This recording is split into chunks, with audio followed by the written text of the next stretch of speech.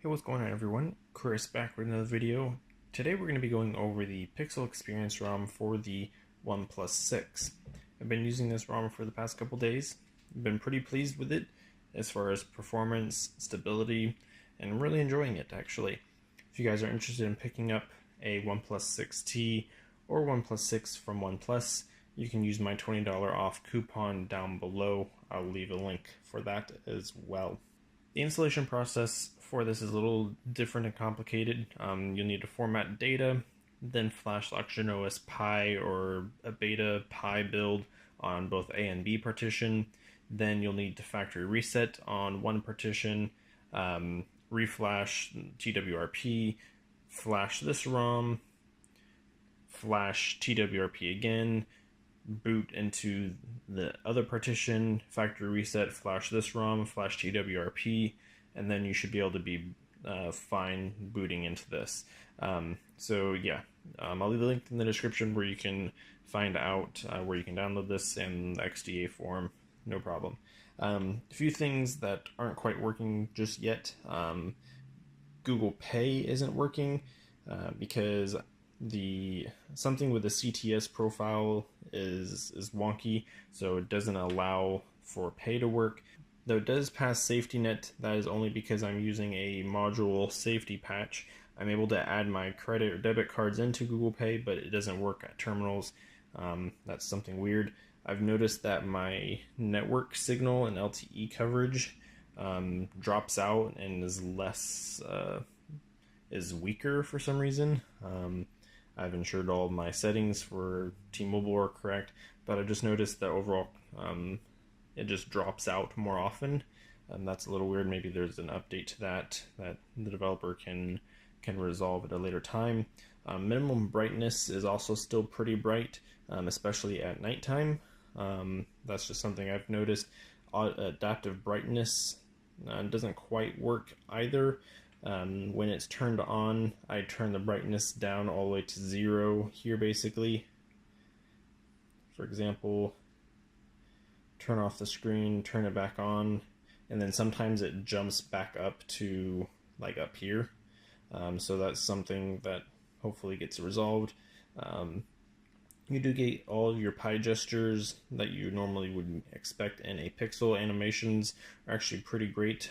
I haven't noticed any sort of touch latency, at least it's not that bad. I am rooted, I'm not using a custom kernel, this is the stock kernel that comes on this ROM. If we come down to system, we have additional settings here, and then there's OnePlus settings. So this includes gestures, ambient display settings, alert slider, which the developer fixed in the most recent update. I think it's October 27th build. This panel mode would be changing the color temperature, the colors, and things like that of the display, but they don't actually make any difference. I mean, if you were to select one and then go back, it just goes to off. So that's not quite working. Gestures work. You have the ability to assign apps actions to various gestures, so they work when the screen is off. There you go. O, I don't know, I just made an O, but yet it doesn't launch the camera. So let's try that again. There you go, that worked this time. Ambient display, we have the ability to pick up the device to open the ambient display, wave the hand over up here to open the ambient display as well, which is great. You can have all the settings for do not disturb, that's all still there as well. High brightness mode, so when you're outside, that sort of thing. So currently at the moment we are on the October security patch. This does support OTA, so when the developer pushes an update, you'll be able to download it and install it over OTA, so that's great, nothing to worry about in TWRP. We have some gestures here, for example. There are no OnePlus gestures, so none of the gestures that just came out with the 6T or the latest Pi update, so those aren't in here, unfortunately. But you do have the stock gestures with the pill down here, which work really great and is very fast and fluid and responsive. If we go under display, we have the night light, which works as well. Colors, we have the panel tab here like on the Pixel, but there's no color options. I'm not sure why that's there. Device theme, we have light, automatic, and dark. So we have the dark mode, which is working, which is great to hear. At battery, we have the adaptive battery section. You have that be able to turn on as well. And battery life has been actually pretty great. I was at about 4 hours of screen on time with about 40% battery left. So actually, I just charge it up basically to 100% but practically from 16 hours to go to here. I was sleeping, but for pretty much screen on time was about 4 hours, and yeah. So battery life is great. Digital well-being, as you'd expect here in Pi. In digital well-being, you do actually have wind down mode, which is working, so it will make everything on grayscale or black and white. There's no face unlock, but you do have just the built-in face unlock that Android has, but it's not like the OnePlus face unlock or anything like that. Fingerprint scanner works as you'd expect. It is also fast as well. You get all of your Google Dialer integration, so you have all the floating bubbles, you have the incoming call UI that you get on the Pixel. There's no call screening or anything of the Pixel 3 on here, just to let you know. Now I have loaded the modified Gcam 6.1 stable camera app here for the OnePlus 6. Everything works as far as enhanced. You have raw JPEG mode ability. There's no night sight. There's no ultra zoom or anything like that. So just keep that in mind, but you do get the great portrait mode capabilities in here as well. So there we are. HDR processing, HDR Plus is all there.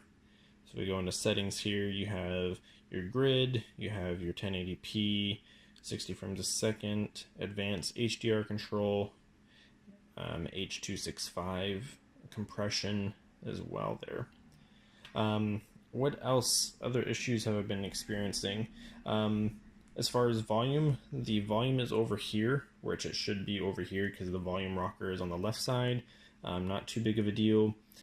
You don't get any of the gain boost features that you would get on Oxygen OS, so keep that in mind as well.